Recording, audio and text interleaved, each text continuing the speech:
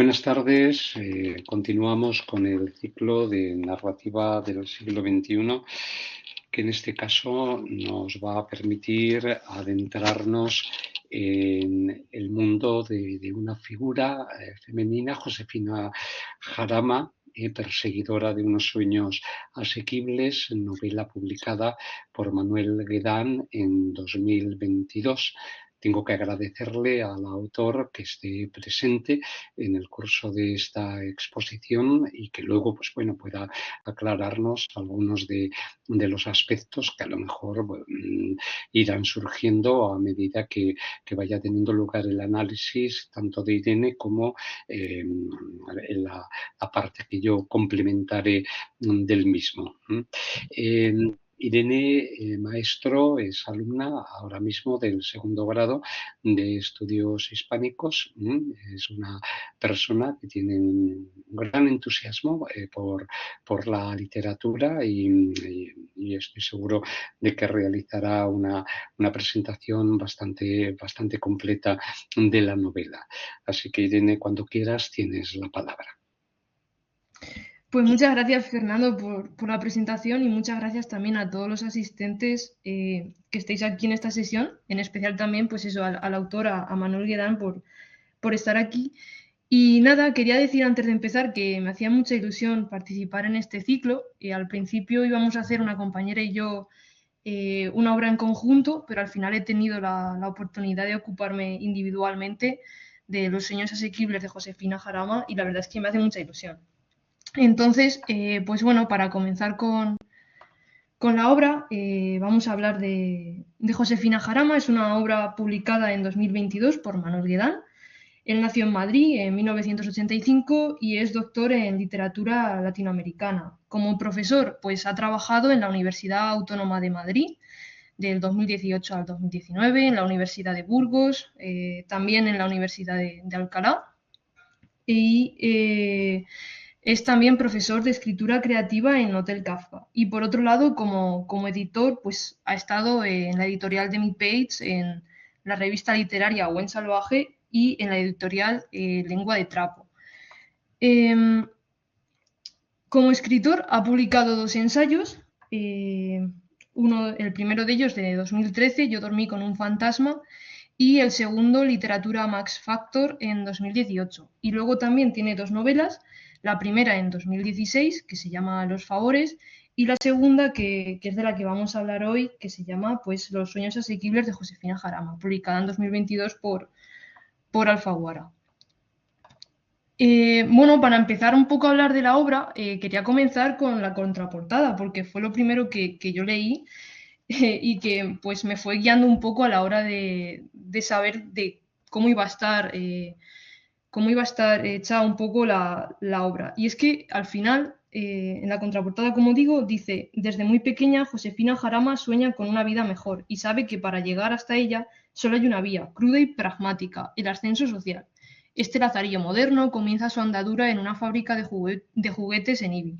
Y bueno, eso fue lo que me hizo pensar un poco que iba a estar hecha como si fuese un lazarillo moderno, pero hasta qué punto podríamos considerar que Josefina Jarama es un moderno lazarillo de Tormes. Y bueno, sin ir más lejos, lo primero que nos podemos fijar es en el apellido que comparten estos dos personajes. Tanto Lazarillo como Josefina tienen el nombre de un río, Lazarillo el río Tormes y Josefina el río Jarama. Y luego también pues, nos vamos a encontrar con los amos que aparecen en el Lazarillo, aquí serán los jefes. La novela tiene 4 capítulos y en cada capítulo pues, va a tener un jefe y un trabajo, además de estar situada en un lugar de España. Entonces, pues en el primer capítulo el jefe es Santos, en el segundo es Pep, en el tercero José Luis Pérez Ladra y ya por último en el cuarto es Valentín. Bueno, también podemos hablar un poco de la picaresca. La picaresca está presente para abordar un poco el tema del trabajo. He sacado de una entrevista de Radio Nacional 5 la siguiente frase que es la picaresca es el género idóneo para hilar la crítica social y abordar el mundo laboral reciente, y creo que bueno, está bastante acertado, y es que vemos a través de los ojos de Josefina, de la protagonista, que es una persona muy dedicada al trabajo, los problemas de la sociedad del momento, tanto de finales de los 70, de los 80 y creo que de los 90 también, que es donde está un poco ambientada, y me da la sensación de que además se deja como una vía libre al lector para poder pensar como Josefina, que como digo, es una persona muy dedicada al trabajo. En ocasiones hasta parece que va a heredar la empresa o pensar lo contrario. Y bueno, también tenemos la figura del narrador, que también coincidiría con el Lazarillo de Tormes, que sería un narrador homodiegético, está todo el rato haciendo una referencia también a una segunda persona, a un tú, del que se hablará más adelante. Y por último, esto no está tan relacionado con el Lazarillo de Tormes, a mí me recuerda más al Guzmán de Alfarache, es el concepto del antiejemplo. Está todo el rato también Josefina eh, presentando que ella es un antiejemplo o un ejemplo evitando, un ejemplo a evitar, y desde el primer momento ella dice que te escribo esta historia a ti, que no podrás leerla, ahí se ve la segunda persona, pero que no cunda mi ejemplo y para que si cae en manos de alguien haga todo lo contrario de lo que yo hice. Y bueno, pues ya según la estructura, nosotros como lectores vamos a acompañar a Josefina Jarama en las diferentes etapas de su vida, de los trabajos que ella va teniendo, y de alguna manera también vemos un poco ese retrato de la sociedad que hemos mencionado antes.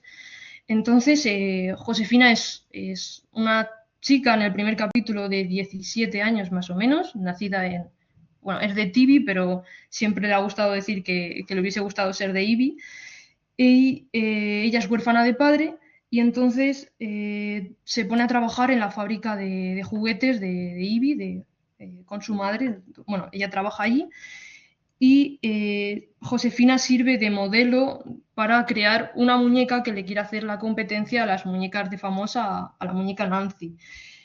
Y bueno, pues en este capítulo se describe un poco las relaciones que va teniendo Josefina con su madre y las relaciones que va teniendo también Josefina con su jefe, con Bienvenido Santos. Bueno, la historia de su madre y de Josefina es que su madre es un poco, es militante comunista y entonces le roba la empresa y en un momento de la obra decide escapar del país, coger el coche, se lleva a su hija y se va. Y entonces Josefina pues se baja del coche y decide regresar a Ibi con su jefe porque le parece que lo que hace su madre pues no está de acuerdo con ella. Y ya pues Josefina trabaja con Bienvenido, sigue con su vida y ya llegamos al segundo capítulo en la que Josefina va a trabajar primero, digámoslo entre comillas, de manera autónoma, falsificando sellos de las discotecas de la Ruta del Bacalao, porque se encuentra en Sueca, y posteriormente va a trabajar como ayudante de Pep. Pep es un hombre que trabaja en una imprenta elaborando los carteles de estas discotecas de la ruta. Y claro, en este capítulo acompañamos un poco a Josefina y a Pep porque se tienen que dedicar a recoger el dinero de las discotecas para poder ellos certificar que van a poder hacer unos carteles de estas discotecas. Bueno, de nuevo Josefina termina despedida y ya decide irse a Madrid a ver si allí encuentra trabajo, y en el capítulo tercero sí consigue encontrar trabajo como auxiliar de dirección de una sucursal. Su jefe sería José Luis Pérez Ladra, pero en un momento determinado deciden trasladar tanto a José Luis como a Josefina a un pueblo que se llama Montalbán, de Córdoba. Entonces, Josefina tiene un plan que es regresar a Madrid porque considera que eso es como que la han degradado en el trabajo, entonces quiere volver a Madrid y va a hacer todo lo posible para tanto ella como su jefe regresar a Madrid. Y bueno, vuelve a ser despedida y en el último capítulo en Madrid consigue trabajar en una empresa de pizzas a domicilio y allí pues cumple tanto funciones de cocina pues echando el tomate en la masa y el salchichón, cosas de esas. Y una noche que está lloviendo, se harta un poco de estar allí dentro porque le resulta agobiante y coge la moto y se pone a repartir las pizzas a domicilio. Y entonces descubre que una de los pedidos está a nombre de su madre. Y bueno, como se diría en un 2 3 hasta aquí puedo leer porque no quiero hacer mucho más spoiler, pero sí que me ha gustado poner un poco en contexto porque ahora vamos a explicar el humor en esta obra y la verdad es que si no, no se entendería muy bien. Entonces, pues a ver, bueno, antes de empezar a hablar del fragmento que tenemos en pantalla, sí que quiero decir que, que, bueno, no puedo etiquetar como un tipo de humor lo que aquí aparece. Creo que mezcla es bastante amplio porque vamos a ver sobre todo momentos súper serios y de repente eh, se inserta un evento o algo ridículo y nos parece inesperado y por eso nos hace gracia. O también podemos, pues eso, es que son momentos al final, por lo menos lo que a mí yo considero que es ese contraste entre una situación seria, una reflexión con algo totalmente ridículo. Eh, y eso es lo que a mí me ha parecido más divertido. El humor está estructurado, o lo he estructurado yo para hacer esto, dependiendo de los capítulos. Entonces, por ejemplo, en Ivy, que sería el primer capítulo, este fragmento estaría dedicado sí, cuando Josefina es que se monta una película al principio porque piensa que su madre tenía celos de ella, por ella estar trabajando en la misma fábrica y aspirar un poco a más. Entonces Josefina dice que mi madre veía crecer al enemigo en su propia casa. Entonces tuve una intuición, uno de esos calambrazos. Mi madre tenía celos de lo que había conseguido a mi corta edad y temía que acabara ocupando su lugar en la fábrica. Mamá, yo no quiero quitarle el puesto a nadie, dijo temblando. Fue una de las pocas veces en la que le hice reír. Soltó las bolsas y el hueso de jamón de las lentejas se salió y fue rodando hasta la carretera. Yo quise recogerlo, pero ella me sorprendió con un abrazo repentino y me dijo que no me preocupara por el hueso, que mejor haríamos algo especial como una hamburguesa con patatas fritas.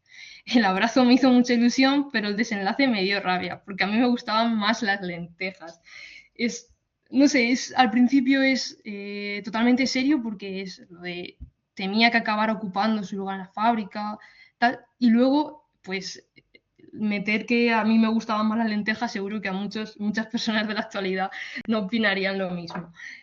Y también respecto a la comida, ay, este es muy bueno, porque es también un poco muy parecido.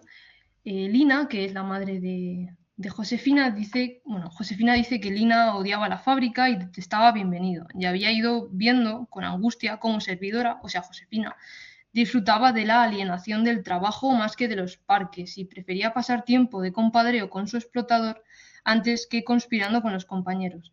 Ella nunca me lo dijo así, claro, pero fue solo por su pacto de silencio. Con lo mal que llevo yo los silencios, que los relleno como si fueran pimientos. Cuando estaba leyendo esto, la verdad es que me acordé de una escena de Pulp Fiction, de que es todo lo contrario, porque ahí sí que disfrutan del silencio, no, pues aquí Josefina no, ella los rellena como si fuesen pimientos. Y luego, por otro lado, en la página 72 nos encontramos una comparación que me ha encantado, porque Santos ha despedido a Josefina y entonces, al despedirla, le busca otro jefe. Y Josefina dice, hubiera aceptado un despido sin más, pero un jefe que te busca a otro jefe es una humillación similar a un marido que para dejarte te busca otro marido. Y cuando leí esto último, porque es lo último del capítulo, también me chocó mucho, porque claro, un poco el contexto de este fragmento es que Josefina está trabajando en la fábrica de juguetes y se muere un compañero, se muere Telmo. Entonces ella va al funeral y le piden que diga un discurso. Y Josefina dice, en ocasiones tan especiales no vale la pena enredarse en largos discursos. La gente espera de ti que busques en el fondo de tu corazón y elijas las pocas palabras que expresen tus auténticos sentimientos. Y eso hice. Nos esperamos aquí, pues, no sé, algo bonito. Y continúa, fue la primera vez que dije un taco en público. Bueno, no sé qué diría, pero no creo que fuese el momento. En sueca, a ver, eh, estoy ya empezando con el segundo capítulo. Ofrece un poco, ocurre un poco como en lo anterior. Parece que lo que va a pasar en un principio no sucede. Josefina, recordemos que está trabajando de forma autónoma, por así decirlo, falsificando sellos para entrar en las discotecas. Entonces ella compra las gomas, falsifica los sellos y los vende. Y cuenta que las personas le ofrecían comida, unos me dejaban una mantita para echarme en su coche mientras iban a bailar, y hubo quien me dio dinero para que pudiera sobrevivir entre semana, y todos, sin excepción, me ofrecieron estupefacientes. Ahora aquí inserta una maravillosa reflexión. No he conocido ningún otro bien que se comparta alegremente. Supongo que es porque tomarlos es morirse un poco. Y nadie, absolutamente nadie, quiere morirse solo. Yo nunca los probé, casi nunca. Y de hecho es que Josefina sí que los prueba porque en esa noche, esa loca noche por la ruta del bacalao en la que Pep y Josefina tienen que ir discoteca por discoteca recaudando el dinero, pues tienen como de plazo hasta las 6 de la mañana o una cosa así. Y claro, pues Josefina no se tenía en pie. Y Pep entonces le dice que consuma estupefacientes porque es la única manera de poder aguantar esa noche. Ay, esta situación, este fragmento es yo creo que el que más me recuerda porque es maravilloso. Josefina es una discoteca y ha ido a recoger el dinero, en este caso va sola, no va Pep, y entonces va a ir a hablar con el jefe de la discoteca en un despacho en el que se encuentra y sin querer, al abrir la puerta, lo tira de la silla. Es una cosa que si no me ha pasado a mí, me podría pasar perfectamente. Con el agobio no presté atención a la voz del otro lado que gritó espera en vez de pasa. Y abrí la puerta con ímpetu. Lo que hizo fue que el pomo del otro lado se clavara en la pantorrilla de Sito. Sito es el jefe de la discoteca, porque Sito no estaba en su mesa cuadrando cuentas, ni ordenando los billetes en su cajonera, ni cerrando un pedido de licores como cabía de esperar de un hombre de su posición, sino que Sito estaba subido a una silla giratoria para cambiar una bombilla, que ya es mala suerte, pensé yo después, que en un local satánico y umbrío, sin luces en el parking ni en la sala, la única bombilla estuviera en el despacho del gerente, donde mi falta de oportunidad hizo que tal gerente fuera a dar de bruces contra el suelo desde una altura no fatal, pero sí bastante mala. Bueno, no tengo mucho que comentar, me parece maravilloso este fragmento. Y esto sí que me ha pasado a mí porque también aparece como al final del segundo capítulo una incongruencia eh, bastante común que nos ha pasado muchas veces, creo que a todos, que luego nos va a llevar un poquito al capítulo siguiente. Pero bueno, aquí dice, el 31 a mediodía Pep se fue a pasar el fin de año con sus hijas. Ya Craso es un amigo que tiene Josefina, su madre le iba a llevar de vacaciones a Guadalajara.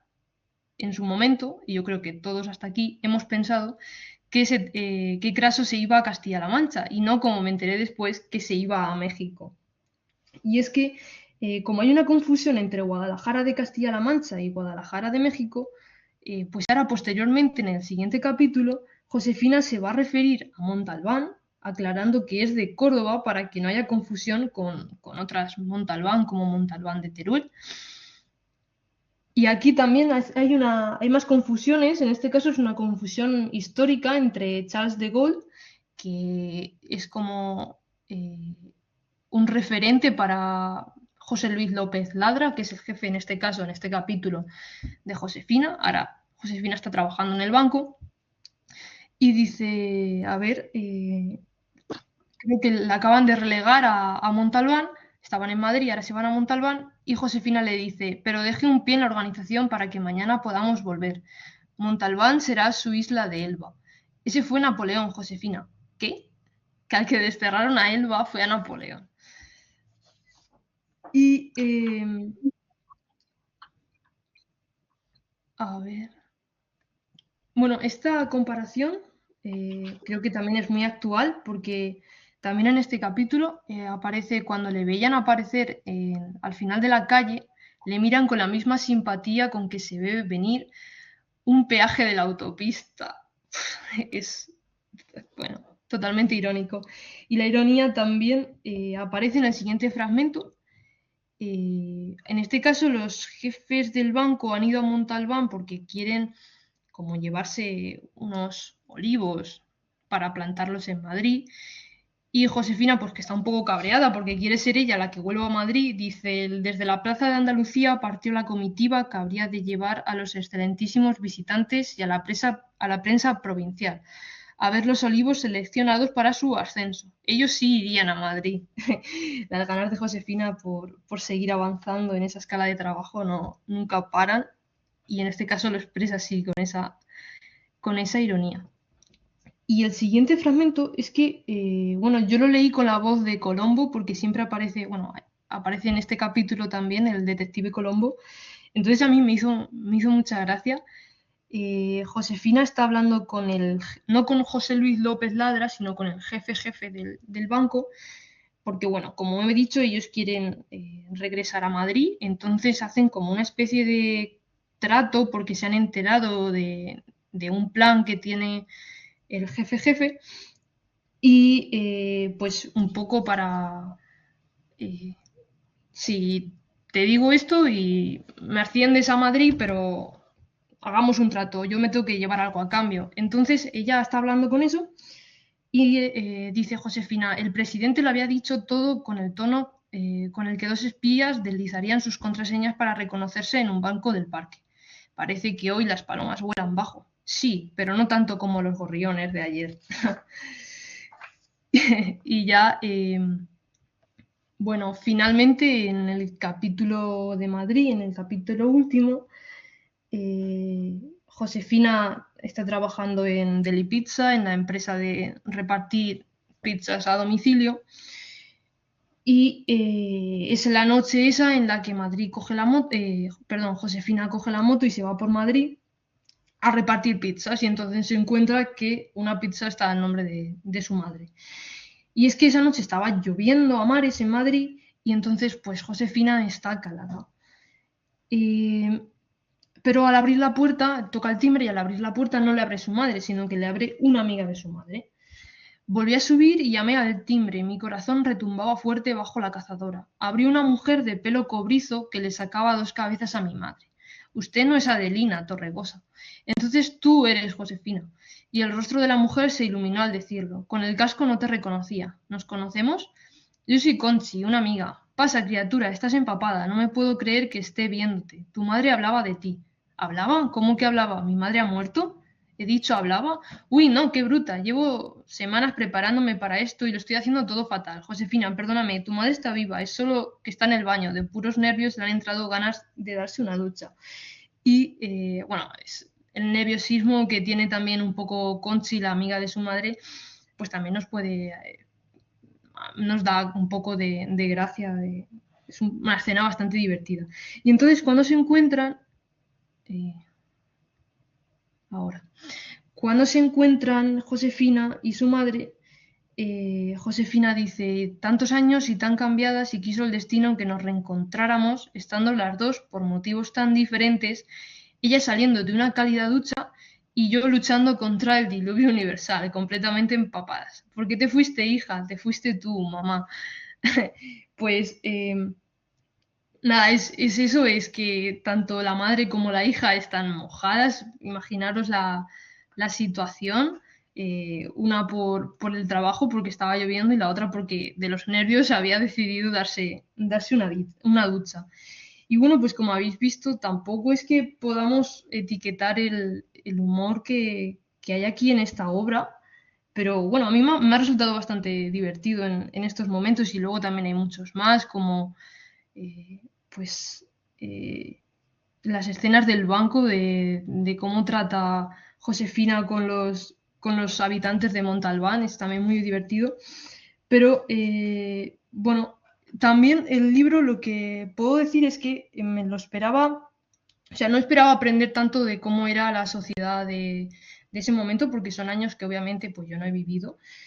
Y también me ha servido un poco para ver a través de este humor, de esta picaresca, de los ojos de Josefina, cómo estaba un poco la situación del momento. Y he querido también recoger, porque esto fue, yo creo que ha sido el que más me ha gustado, la ruta del bacalao. Bueno, a ver, he recogido algunas canciones porque me las esperaba, la música de la ruta del bacalao que aparece en el capítulo 2 más, eh, ¿cómo decirlo?, más tecno, más artificial, más pum, pum, pum. Pero no, de hecho aparecen muchos grupos y me ha gustado descubrir un poco también ese estilo musical que no conocía y que si ahora me dicen vete a una discoteca a escucharlo, probablemente me iría, que son grupos como The Cure o Killing Joke. Y nada, he hecho una playlist en Spotify que no sé si podréis escanearla con el código QR o darle al link, no lo sé. Y, y nada, eso era todo. Muchas gracias por escuchar. Gracias a ti, Irene, por el análisis que has realizado y que estoy seguro, bueno, pues de que despertará las ganas en aquellos que no hayan leído la novela de acercarse a la misma, pues por la riqueza de asuntos, ¿no?, que has demostrado que llega a tener. Voy a complementar un poco tu análisis porque te pedí sobre todo que te ocuparas de aquellos aspectos relativos, ¿no?, al funcionamiento del humor como ingrediente básico, ¿no?, de la novela, de la sátira social con la que se va perfilando el mundo, ¿no?, y se van valorando toda una serie de costumbres en esos 4 ambientes que tú has ido marcando, y bueno, pues yo voy a trazar unas coordenadas sobre la novela.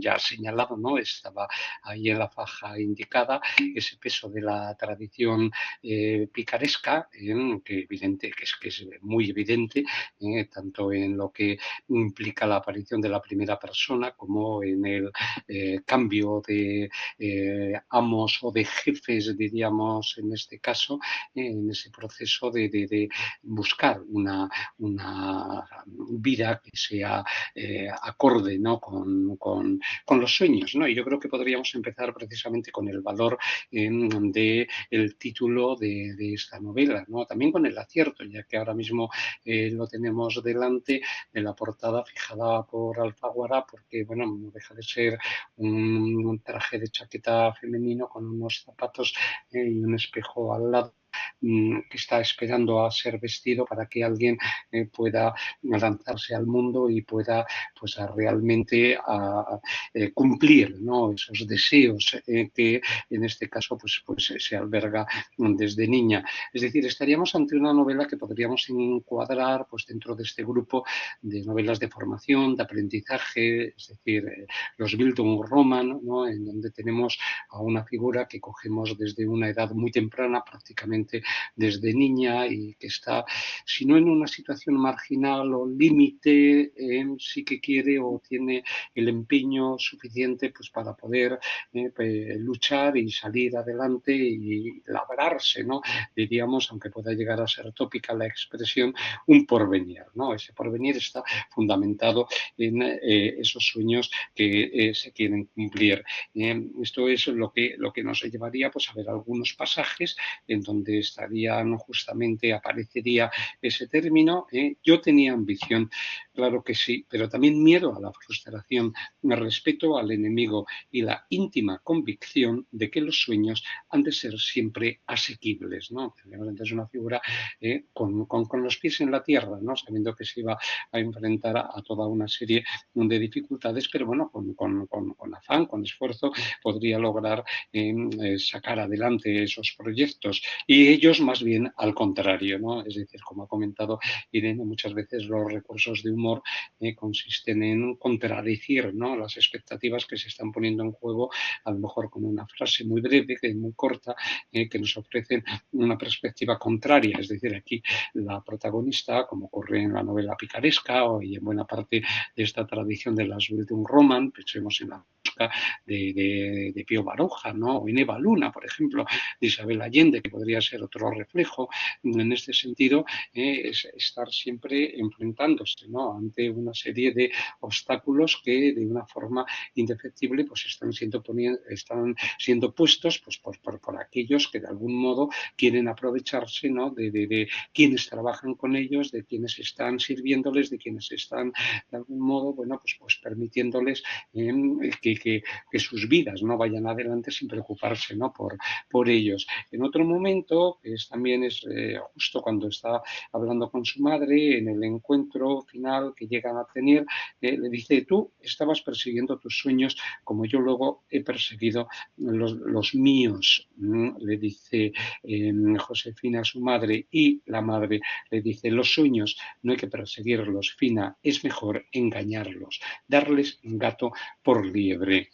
Esto yo creo que, sobre todo porque estamos recogiendo ya, ¿no?, un itinerario de una formación que ha sido bastante dura, ¿no?, a lo largo de esos 4 lugares por los que ha tenido que transitar, ¿no?, y esos 4 individuos que sin escrúpulos se han querido aprovechar de ella, ¿no?, en todos los sentidos, pues adquiere un fundamento cierto, ¿no? O en otro punto se dice: ante mí veía cumplirse uno de mis sueños, quizá de todos el más acuciante, ser querida y exitosa, ser terrenal y ser etérea, ser yo misma y ser de todos. Esto con referencia a una de las figuras en esa muñeca fina vecina, ¿no?, con la que esta empresa juguetera de Ivy en el arranque de la novela pues pretendía hacer la competencia a la Nancy de Famosa, como nos ha situado muy bien en esa coordenada Irene.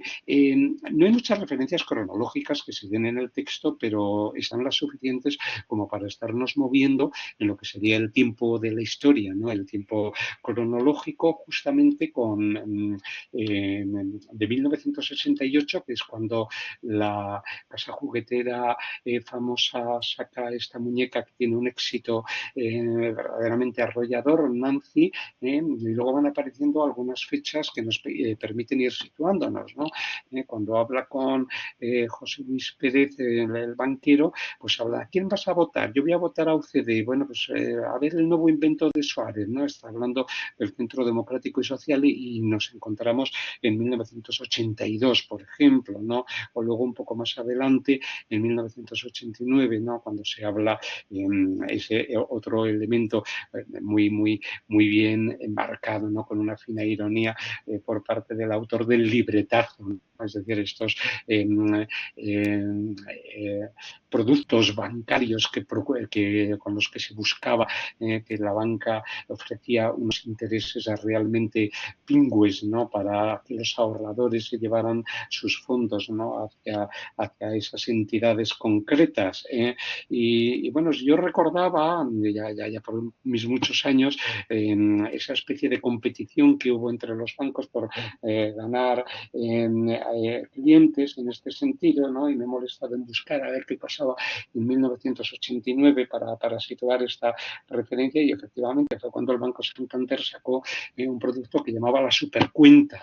No sé si Manuel Guedán se habrá inspirado, posiblemente sí, ¿no?, en esa suerte, ¿no?, de batallas sin escrúpulos, ¿no?, que van manteniendo todas estas grandes entidades financieras por acaparar capital, ¿no?, ya que hay aquí una fina ironía, ¿no?, sobre ese mundo, ¿no?, de los bancos. Quería también comentar, más allá de lo que es el propio título, el hecho de la arquitectura de la novela, porque, como ha señalado muy bien Irene, hay, es decir, un narrador homodigético, ¿no? Que nos va mostrando su existencia, porque nos va permitiendo ir avanzando de una forma progresiva mientras va pasando de jefe en jefe y va cambiando de ciudad, ¿no? Hasta que llega ya a Madrid en ese último estadio, ¿no? de la vida que se nos permite conocer, pero yo creo que el gran acierto de esta novela estriba en el hecho de esa segunda persona a la que se está dirigiendo continuamente Josefina, ¿no? Porque por una parte, es decir, es la figura que equivaldría a un narratario, ¿no? Tenemos un narrador en primera persona que dirige a una segunda persona a la que le va haciendo toda una serie de confesiones y confidencias y le va explicando, bueno, pues el derrotero, ¿no? De su vida para justificar también muchas de las situaciones en las que se ha visto metido. Entonces, claro, eso va generando una intriga, ¿no? Desde el principio uno lee la novela y ya sabemos que el narratorio obliga al lector a situarse en esa perspectiva, es decir, a asumir todo lo que está diciendo el narrador como si le fuera dirigido a él, es decir, cuál es el sentido de toda esta larga confesión o de todo este repertorio de recuerdos, de vocaciones que va haciendo Josefina. Indudablemente se lo está dirigiendo a alguien, ¿no? Y el sentido último de la obra tiene que estar marcado por la identidad de esa segunda persona que al principio pues es muy difícil de llegar a identificar, ¿no? Sobre todo porque Josefina, que se ha visto metida en toda una serie de situaciones bastante desequilibrantes, ese proceso de formación le va dejando un lastre que es un cierto pesimismo, ¿no? También una amargura, también el comprobar cómo pues todos estos jefes en los que ella los tomaba como modelo para imitar y para poder salir también adelante y para poder ganar una posición en la vida, pues al final es burlada por ellos, ¿no? Y eso pues le va a provocar pues toda una serie de situaciones bastante negativas. Yo creo que eso se debe el hecho de que encontremos ciertas vacilaciones en sus vocaciones que rozan la infidencia, porque no se sabe si está diciendo del todo la verdad, si los recuerdos entran en una zona de penumbra en la que no llegan a aclararse, ¿no? Y esto pues, ocurre desde el principio, por ejemplo, ¿no? Mi madre me abandonó, punto. No es verdad. Fue por una causa justa. No es eso tampoco. Fui yo la que se bajó del coche. Estamos en el comienzo de la novela. Es decir, ahí se está resumiendo lo que va a ocurrir en la primera sección, en ese primer capítulo, con todas las peripecias que ya ha comentado Irene, ¿no? De que la madre de repente se descubre pues, que es una militante del Partido Comunista y de que huye, ¿no? Con buena parte del dinero de la fábrica y entonces Josefina pues, decide dar un paso atrás, quitarle ese dinero, volver a la fábrica, devolvérselo a su dueño para descubrirse luego, ¿no? que todo el peso, ¿no? de esa situación va a caer sobre ella pues de un modo bastante, ¿no? bastante duro, ¿no? Entonces, la identidad de esta segunda persona pues constituye uno de los hilos más bien trabados en el desarrollo argumental de la obra, porque lo que uno descubre al principio es que Josefina tiene la seguridad de que esa segunda persona nunca va a ser conocedora de estas confidencias o de estas confesiones, ¿no? Y eso aumenta aún más la intriga. Te escribo esta historia, dice en un momento determinado, a ti que no podrás leerla. Esta declaración nos llevaría de inmediato, bueno, pues a esa figura que ya sabes que yo he denominado del antinarratario, ¿no? Del no narratario, es decir, se está escribiendo, se está contando algo que se dirige a alguien que no lo va a leer, ¿no? Y que se afirma de esta manera. Entonces, bueno, a uno le entra, desde luego, la curiosidad, la inquietud de decir por qué se está contando esto a alguien que no va a ser o no va a poder recibirlo de una forma cierta. Y se van dando detalles sobre quién es esa segunda persona, ¿no? Lo que imagino que alguien de tu generación, Entonces, bueno, es alguien diferente, ¿no?, a la narradora, o cuando empiezan a acumularse toda una serie de justificaciones, y Josefina le está pidiendo a esa segunda persona que le entienda. No pienses, por favor, es frecuente, ¿no?, este tipo de fórmulas. No pienses, por favor, te lo pido, que fue una cuestión de orgullo, dice en un momento determinado, o no me lo tengas en cuenta. Establece toda una serie de cautelas para que se entienda cuál es, en fin, el desarrollo de sus hechos. Pero no quiero darte una imagen idealizada de mí, dice. No sabía lo difícil que es contar la vida propia sin ser indulgente con una misma. Bueno, eso está ayudando al receptor al mismo tiempo como claves muy precisas para entender este itinerario que a veces pues es bastante, como hemos dicho antes, complicado, que está siguiendo Josefina. Hay un momento, y no voy a destripar nada, ¿no?, porque yo creo que en ese sentido pues los que hayan leído la novela lo habrán podido ver, ¿no?, y los que no lo hayan hecho, pues bueno, tampoco tendrá mucha cuenta, en que podemos llegar a ir descifrando, ¿no?, quién es este destinatario. Le dice: no te quiero mentir, dado que no llegarás a existir nunca, no tendría sentido. Entonces es alguien que no tiene existencia, ¿no?, que no ha podido nacer todavía. Entonces uno piensa, Josefina Jarama está hablándole a la posibilidad de un hijo, ¿no?, o una hija que hubiera podido tener. Si se me permite el juego de palabras, sería el sueño inasequible de Josefina Jarama, ¿no?, la identidad de ese hijo que quizá se niegue a traer al mundo en parte como consecuencia de la deriva a la que ella misma se ha visto arrastrada, ¿no?, en esos 4 mapas geográficos que nos ha descrito Irene, con 4 jefes que se han aprovechado de ellas, ¿no?, en esos oficios o trabajos diferentes que se nos han ido mostrando. Es decir, como ocurre con la picaresca, claro, cogemos a una figura como puede ser Lázaro de Tormes, que tiene, bueno, es inocente, tiene la ingenuidad propia de un niño, y aquí ocurre lo mismo. Encontramos a una niña que es sumamente ingenua, ¿no?, y que cuando entra en la fábrica esta de juguetes, pues quiere participar absolutamente de todas las operaciones o de todas las acciones que allí se llevan a cabo, y entonces vamos viendo cómo poco a poco pues va perdiendo, ¿no?, esa ingenuidad, y va quedando en ella una costra, que es la que le lleva a ese pozo de amargura que no llega a hundirla por completo, y que puede causar precisamente ese hecho de desechar, ¿no?, la idea de tener una descendencia, ¿no? En una cita muy parecida a la que él ha leído Irene, eso significaría que ahora todos estamos muertos. Pero como aquello no era una película de acción, la única que morí fui yo.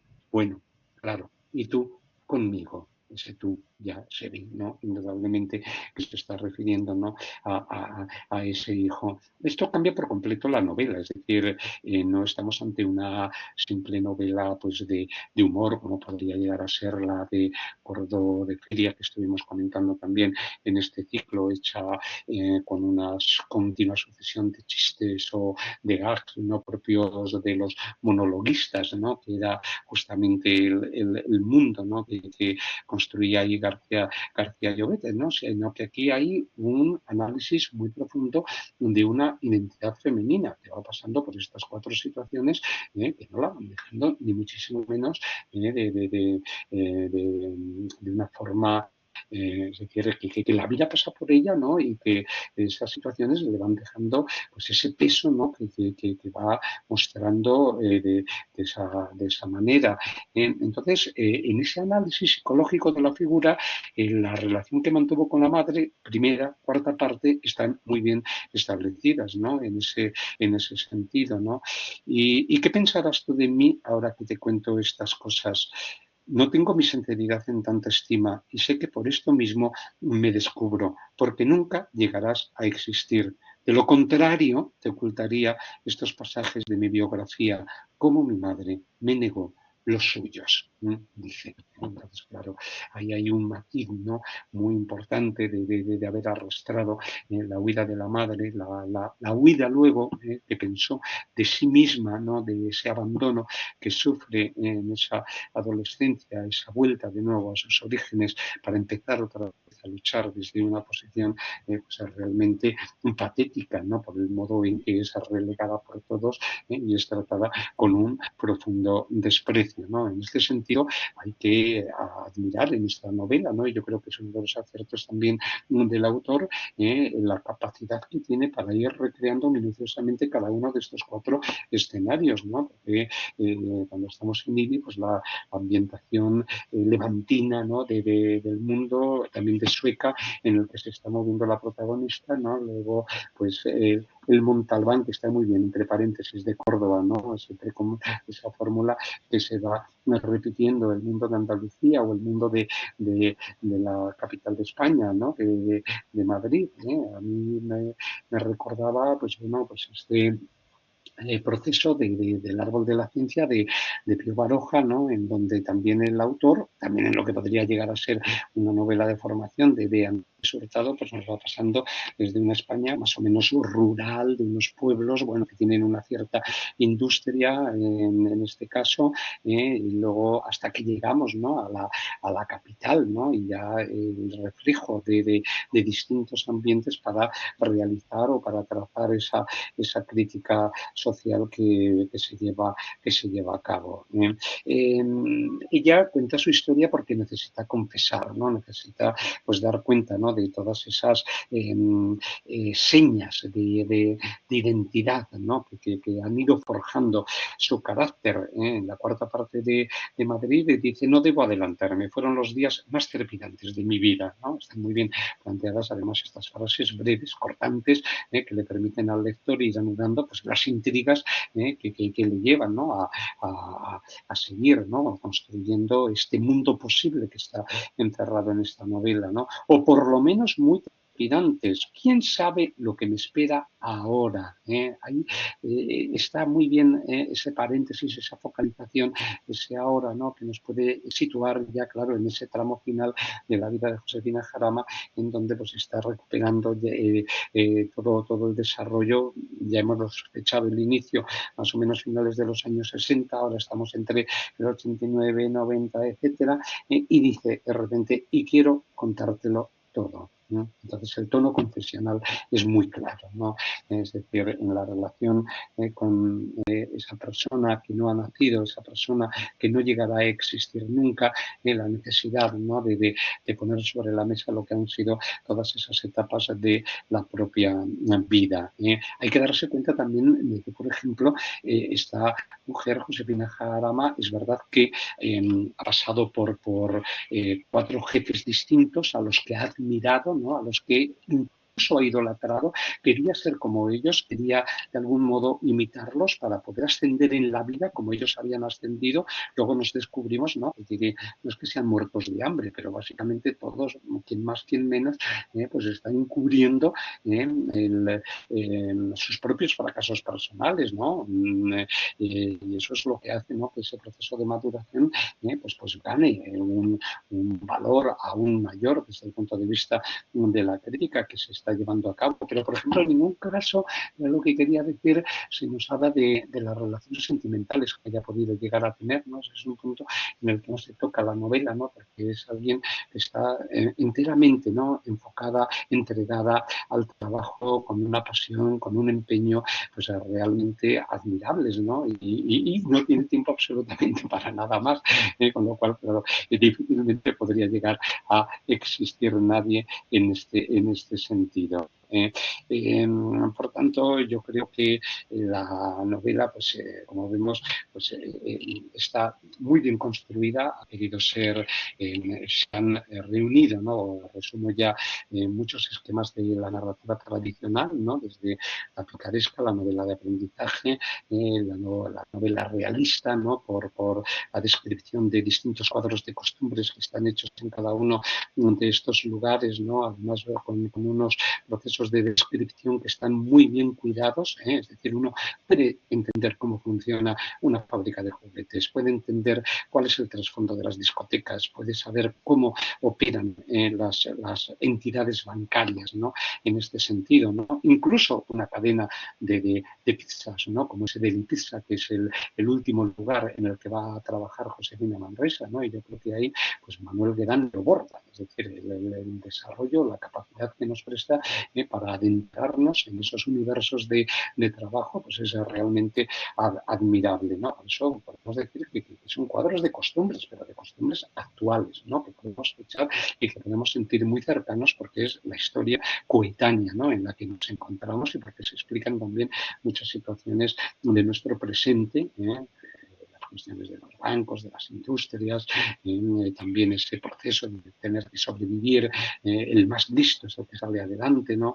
Aquel que vale, pues seguramente es el que se queda detrás, en fin, toda esta serie de desarrollos. Y luego, ya por último, pues bueno, ese perspectivismo, ¿no? Esa novela que se está construyendo con un narrador que se dirige a una segunda persona que es, yo creo que el principal acierto, ¿no? Porque la obra hubiera sido otra, indudablemente, ¿no?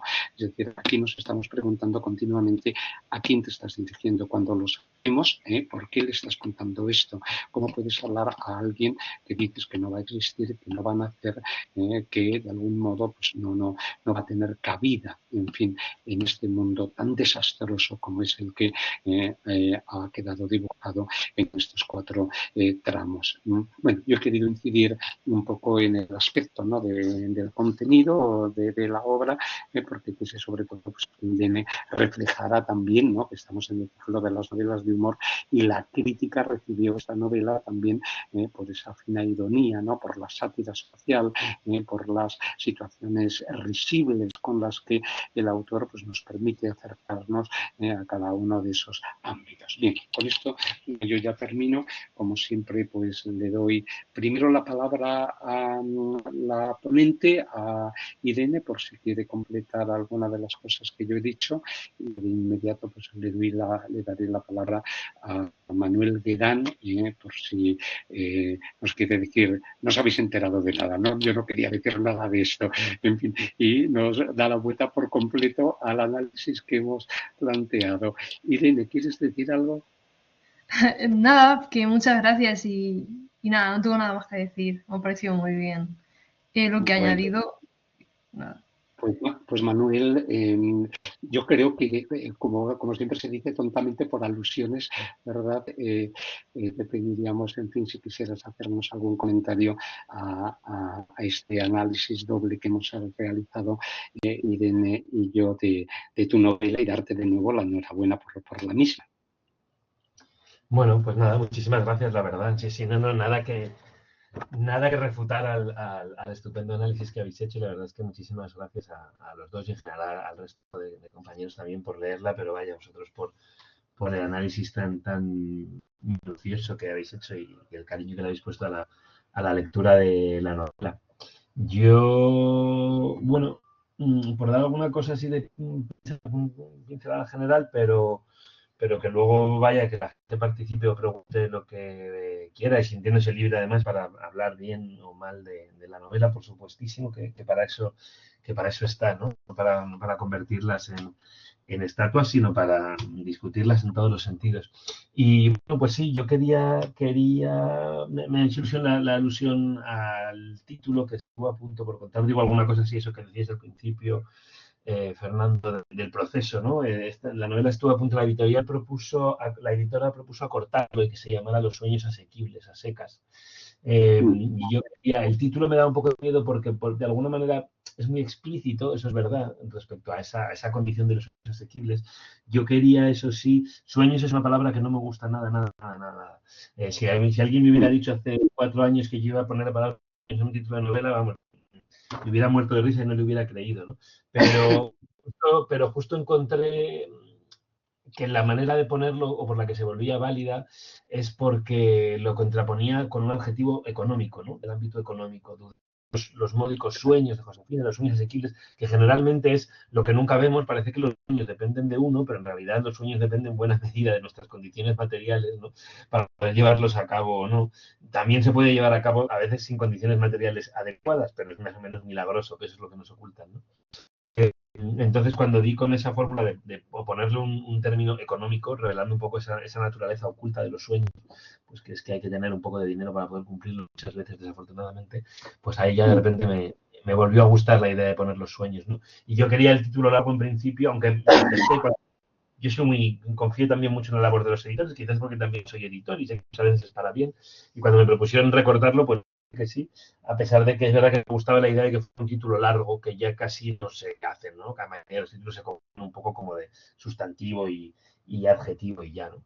Y esta cosa así como de títulos de antiguo cañí, ¿no? O La vida perra de Juanita Narboni recientemente, o por supuesto los títulos propios de La Picaresca, pues me gustaba, y al final la propia editorial cambió de criterio. Dijeron, no, parece que si lo acortamos va a ser como todas las novelas españolas, pues vamos con ello, con lo largo, ¿no? Y a mí me gustaba que estuviera el nombre del personaje, que lo había elegido con mucho cariño, dándole como sonoridad de personaje memorable, ¿no? Que empezara el nombre y el apellido por la misma letra, que el apellido fuera un río. Eso es como una de las pequeñas claves de lectura, porque para mí la novela, supongo que muchos lo habéis visto, y Dene lo decía en su presentación, ¿no? Es una novela picaresca, hasta qué punto, pues naturalmente traslada al contexto económico de la actualidad o de las últimas décadas en España, pero el modo de composición es el mismo que el del Lazarillo. Cada capítulo es un amo y es un oficio, ¿no? Y Jarama, pues es el apellido, aparte de una alusión a Perlosio, que esa, bueno, pues es más por gusto, porque no la novela no se parece en nada al Jarama, creo, pero sí que quería que, igual que Lázaro de Tormes pues tiene un río en el apellido, pues Josefina Jarama tuviera un río en el suyo, ¿no? Y bueno, luego yo no quería hablar ha habido bastantes novelas de la crisis, de lo que fue la crisis financiera, de que empezó en 2007, pero que aquí en España llegó un poquito más tarde, 2011 o por ahí, ¿no? De crisis de expectativas, de la que ha sido gente de mi generación, pero a mí me interesaba más hablar de cómo en realidad, no tanto de la crisis que me tocó vivir, cuanto de cómo en realidad somos hijos de las crisis, ¿no? Ya sea de esta y que de otras. Josefina empieza con la crisis del petróleo de los años 70 y cómo las crisis económicas muchas veces determinan nuestros sueños, aunque sean cosas que tienen que ver, ¿no? En países alejados, como pudo ser la caída del banco de Lehman Brothers, ¿no? En Wall Street, y de repente eso sacudió aquí la vida de un montón de gente que a priori pues no tendría nada que ver con Wall Street, ¿no? Y lo que le pasa a Josefina de alguna manera pues tiene que ver con eso también, ¿no? Y al final nos parecemos más que una mirada generacional que tiende a aislarnos y a oponer esta cosa de vivimos mejor que nuestros padres, o los hijos de la transición hicieron una cosa y los jóvenes del 15M otra y tal, más que contraponerlo, revelar como en el fondo pues generación tras generación a los que les toca se ven marcados por una crisis, pues acaban pareciendo más entre sí que en un discurso así como de confrontación intergeneracional, ¿no? Bueno, eso así, vaya, por lanzar algunas como de las ideas que tenía en la cabeza cuando escribí la novela. No sé si alguien quiere preguntar una cosa u otra. Bueno, pues perfecto, Manuel, sí. Sí, yo sí quería, yo tenía la curiosidad, este juego de perspectivas internas que generaste, empezaste a escribir ya la novela con esa idea de que Josefina Jarama estaría haciendo una suerte de confesión o de confidencias a esa segunda persona. O luego pues mira, durante Sí, no, eso estaba, yo quería que hubiera un tú, porque eso también viene por el modelo del Lazarillo, ¿no? El vuesa merced al que se dirige, ahí también hay algunas pequeñas intertextualidades que he colado, ¿no? Algunas citas literales, vaya, cuando dice ella que habla desde la cumbre de toda buena fortuna, que eso me parece que es un poco la clave de la picaresca. El pícaro es aquel que cuenta un relato en el que muchas veces él cree que ha triunfado, pero el lector debe poder ver que no ha sido así, ¿no? Y de esa disonancia entre lo que el pícaro cree y lo que el lector percibe, de esa distorsión es donde nace muchas veces la comicidad, ¿no? Una persona que cree que ha alcanzado un nivel que nosotros no, y ahí se desata, pues ya puede ser compasión o ridículo, o bueno, en fin, muchas cosas, ¿no? Esa distorsión, pero va ahí. Con lo cual tenía que haber un tú al que él se dirige, una segunda persona. Claro, efectivamente, aquello es una carta, esto no es exactamente una carta, pero bueno, sí, ¿no? Y dudé mucho. Durante un tiempo fantaseaba con la idea de que se dirigiera a Moscoso, un ministro del PSOE de los 80 que es del que ha tomado, porque me parecía muy gracioso, es del que se ha tomado el nombre este día festivo que tienen los funcionarios que se cogen moscosos, ¿no? Y que ha pasado al habla, y que ha pasado al habla popular y que tiene un cierto peso en la vida laboral de la gente, pero bueno, me incliné por esto, ¿no? Eso, más, bueno, no fue más que una broma personal que tuve un tiempo, pero me incliné pues claro, ella le habla al empleado que no va a tener, ¿no? Como de alguna manera, pues eso, igual que es una novela de iniciación, como bien habéis dicho, ya se supone que pues uno empieza siendo empleado, pero por la lógica natural de las cosas podría acabar ocupando un puesto de responsabilidad y tener a alguien a quien legarle toda esa experiencia, ¿no? Que eso es un poco lo que valida la experiencia, que en algún momento se la legamos a alguien. Puede ser un hijo, una hija, o en el campo laboral, pues a un empleado, ¿no? Pero ella de repente se va dando cuenta a medida que va a la novela de que ese legado se va a interrumpir porque su ascenso se va a ver frustrado, ¿no? Y entonces por eso es un oyente no nato, como revela en un momento Claro, dado. efectivamente aparece esa palabra de una manera cierta. Gracias, Manuel. Vamos a ver si los participantes, alguien quiere preguntar algo. Sí, Conchi, sí. Adelante, te oímos.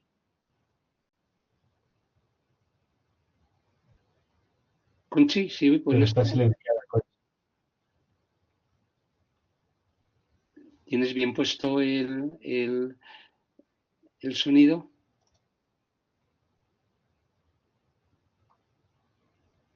Porque es que no te oímos. No sé si estás hablando. A ver, bueno, parece que se quiere reconectar. Mientras Conchi se reconecta, a ver ahora. Siempre pues, está pendiente de estos artilugios. Bueno, pues mientras Conchi intenta entrar en comunicación con nosotros, ¿alguien quiere aprovechar este espacio de tiempo?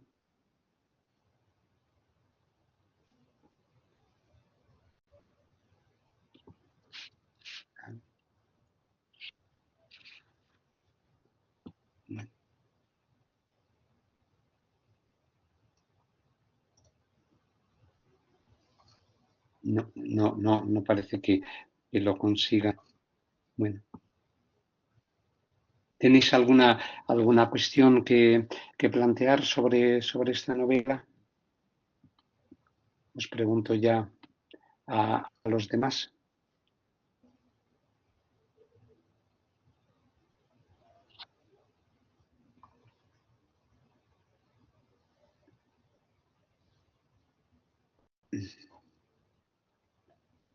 No parece que Conchi está pretendiendo conectarse, y no lo consigue en este.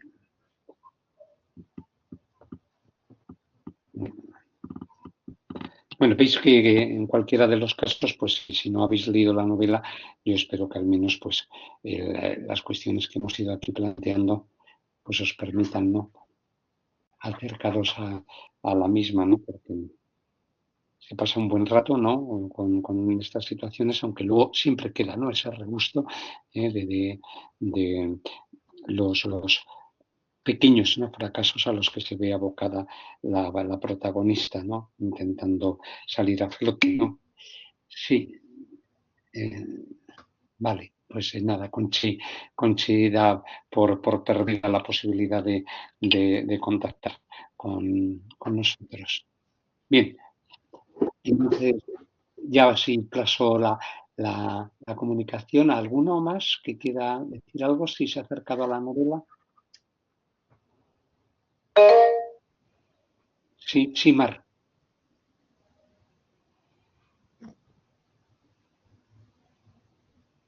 A ver, hoy nos están fallando todos los micrófonos.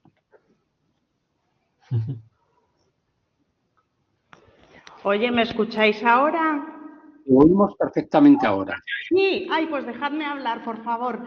Quería primero darle las gracias a Irene. sí que se puede acceder a la lista de Spotify con el QR, porque yo ya me lo he guardado para escucharlo luego. Y me ha gustado mucho su exposición porque ha sido muy clara. Sí que coincido con ella, por ejemplo, en lo que ha dicho de que el humor se consigue por la mezcla de lo serio y lo ridículo, que es lo que sucede en esta novela constantemente. También bajo mi punto de vista. A veces esta mezcla produce humor, pero a veces da un poquito de pena. Por ejemplo, claro, es que no podemos destripar el final, pero el final a mí me parece un poco amargo, ¿no? Porque es como que parece que se abre una puerta, una oportunidad, pero bueno, pues parece que no se va a conseguir, ¿no? Porque cambia de idea, pero bueno, los que habéis leído la novela sabéis de qué hablo. Bueno, otra cosa, lo que ha dicho Irene de que la picaresca es el género idóneo para la crítica social, yo quería preguntarle a Manuel si está él de acuerdo con esto, porque este es un tema que a mí me interesa, ¿no? El de cuál puede ser el género que mejor sirva para lo que es el tema social, porque evidentemente esta novela aborda mucho el tema social, ¿no? La situación laboral de los jóvenes. Es una crítica también a la meritocracia. Hay una, porque muestra la dificultad de ascender a pesar de todos los esfuerzos que hace, ¿no? Y es que como que quiere ascender y le sale todo fatal, ¿no? Problema también de, pues es que lo de la vivienda, ¿no? Que a veces tiene que vivir ahí en un cuchitril, no sé si cuando está en Valencia. Luego también retrata la problemática de la droga, que sí que fue un problema muy gordo en los años 80, 90. Y bueno, me ha resultado también muy tierno cuando ha dicho Irene que ya ha podido aprender de lo que fue esa sociedad, porque yo no es que lo haya aprendido, es que lo he vivido, ¿no? Y bueno, me ha resultado simpático, ¿no? Ahí la brecha generacional, ¿no? Pero bueno, aquí, al fin y al cabo estamos aquí compartiendo, ¿no? Espacio. Y simplemente eso, darle las gracias a Manuel por haber estado presente y preguntarle cuál piensa él que es el mejor género para reflejar los problemas, la problemática social. Gracias, Conchi. Pues un gusto saludarte por aquí también, que hemos coincidido y yo en clubs de lectura y de escritura y me hace mucha ilusión el reencuentro. Que no diría que hay un género predilecto, ¿no? Porque cada uno permite acercamientos muy distintos para la crítica social. Es interesante ver cómo lo hace, por ejemplo, la novela negra, ¿no? A partir de, pues eso, a partir de esa brecha en la idea de justicia que supone un crimen, ¿no? Y a partir de ahí, ya sea como la tradicional que permitía la resolución de ese crimen o como las más contemporáneas que reconocen muchas veces la imposibilidad de que esa brecha en la idea de bien o de justicia en una sociedad sea suturada, dejándolos, ¿no? como Bolaño, por ejemplo, en el 1666, que deja pues, esos crímenes, esos feminicidios abiertos, porque ya somos conscientes de nuestra incapacidad, ¿no? La promesa de la modernidad no se cumple y no podemos resolver esos crímenes o cerrar ese mal, ¿no? Entonces, ya sea tanto la novela negra o el propio realismo, naturalmente, ¿no? Que es quizás el que tradicionalmente más se ha encargado de manera frontal o directa de esa crítica social, o claro, ¿por qué no? Desde luego la comedia, en este caso, a través de la picaresca, que pues eso en el propio Lazarillo estaba ya como, digamos, inherentemente vinculado al modelo, no es que hiciera un repaso casual por la sociedad de entonces y los principales dilemas de las mismas y otros temas que salen ahí de fondo en el Lázaro, sino que, claro, al tener una estructura episódica en la que vemos a un personaje enfrentar distintos oficios en ese caso era distintos estamentos, y por tanto un fresco social, ¿no? Entonces, yo tenía claro que para hablar de esta cuestión de la meritocracia y del mundo laboral hoy era sin duda la picaresca la que me permitía hacerlo. Además, no quería hacerlo en un tono derrotista o tal, sino que para mí el humor como válvula y como manera de mirar el mundo tenía muy claro que tenía que estar, ¿no? O sea que sí, ya digo, son muchos los géneros que nos permiten esa crítica social. Algunos pueden hacerlo de manera más pop, incluso más frívola, no todo tiene que ser cintura sesuda y doliente, ¿eh? Que a veces la crítica social parece que tiene que ser eso y para nada, ¿no? Muy bien, gracias Manuel. Sí, estamos de acuerdo, ¿no? Cualquier género pues que permita realizar una distorsión, ¿no? de las situaciones que son negativas, pues eh, es válido, ¿no? Para plantear esa crítica, claro, pero depende también del sentido del humor del autor, ¿no? Y también de las perspectivas que elija, pues para que el lector pueda implicarse en un grado mayor o menor con esa crítica que se lleva a cabo, por supuesto. Muy bien, gracias Conchi por la pregunta. No sé si Mar había levantado también la mano si quería realizar alguna intervención antes. Bueno, de acuerdo. Muy bien. Pues los demás no. Bueno, pues yo creo que con esto pues hemos, desde luego siempre, pues lo que. Sí, sí, vale, gracias, Mar. Sí, ya me imagino. La presencia del autor, ¿no? en estos ciclos pues es riquísima, ¿no? Como veis, pues nos ha servido pues para completar, ¿no?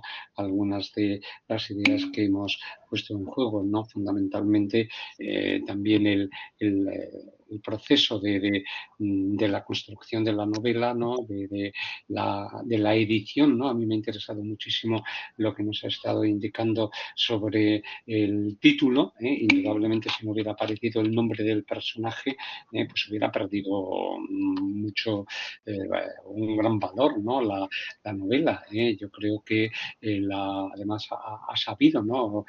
Acertar con el nombre, ¿no? Por sonoro, es llamativo, él lo ha dicho, es memorable. En este caso, Luis Mateo Díez lo ha señalado en varias ocasiones, ¿no? Hasta que no doy con el nombre preciso del personaje, no puedo creérmelo, ¿no? Y en ese sentido, pues lo vemos confirmado aquí en este caso. El personaje se pone en pie ya cuando tiene un nombre y ya a través de ese nombre, pues está requiriendo una trama de hechos, ¿no? Que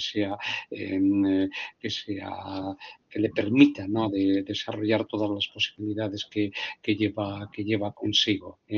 También yo le agradezco, bueno, pues lo de la aclaración de esa segunda persona, de ese tú, que no queda muy claro a quién se refiere, ¿no? Nos señalas que puede estar hablándole a lo mejor a un posible empleado si ella hubiera ascendido socialmente en este sentido, pero como son tantas las referencias al hecho de que es alguien no nato, ¿no? Y de que si muero tú no vives, etcétera, pues bueno, ahí es por donde habíamos pensado en la posibilidad del hijo, ¿no?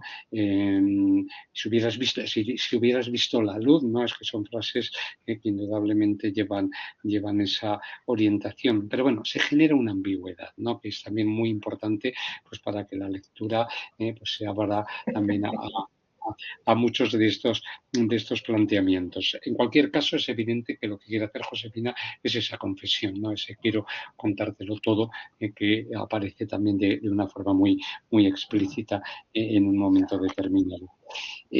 Pues Irene, ¿quieres indicar alguna cosa? Vamos a poner punto final ya a esta grabación. Irene, tú en cuanto ponente.